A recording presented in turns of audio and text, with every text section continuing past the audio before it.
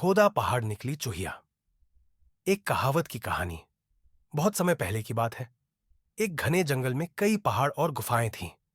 उन्हीं में से एक गुफा को कुछ चोरों ने अपना अड्डा बना रखा था। वे वहां चोरी का माल छुपाते थे और डकैती की योजना बनाते थे।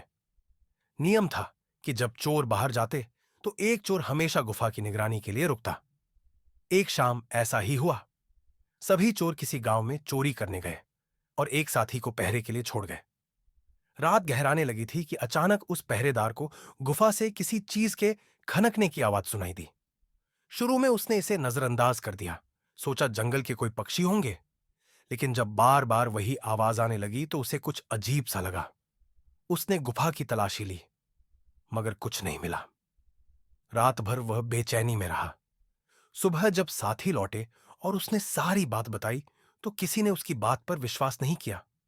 कोई बोला, जरूर सपना देखा होगा। तो किसी ने मजाक में कहा, भांग पी रखी है शायद। अगली रात एक और चोर पहरे पर रहा। उसे भी वही आवाजें सुनाई दी। उसने पूरी गुफा छान मारी, पर न कुछ दिखा, न कोई मिला। डर के मारे उसने भी अगली सुबह सबको यह बात बताई। अब जब दो लोगों ने ऐसा कहा तो सरदार सोच में पड़ गया। सरदार बोला, मेरे पिता कहते थे कि पुरानी जमाने में लोग खजाना जमीन में गाड़ते थे और कभी कभी उसकी खनक सुनाई देती थी। फिर उसने सुझाव दिया कि हो सकता है गुफा के नीचे खजाना छिपा हो। सभी चोरों को यह बात जंच गई और वे खुदाई में जुट गए। सारी रात वे खोदते रहे, थक कर चूर हो गए, लेकिन कुछ हाथ नहीं लगा।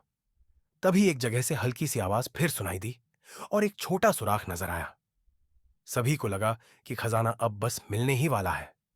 जैसे ही उन्होंने वहां और खुदाई की, एक छोटी सी चूहिया बाहर निकली। उसके पैर में एक घुंघरू अटका था, वही खनक जिसकी वजह से सारी गलतफहमी हुई थी। यह देखकर सब चुप हो गए।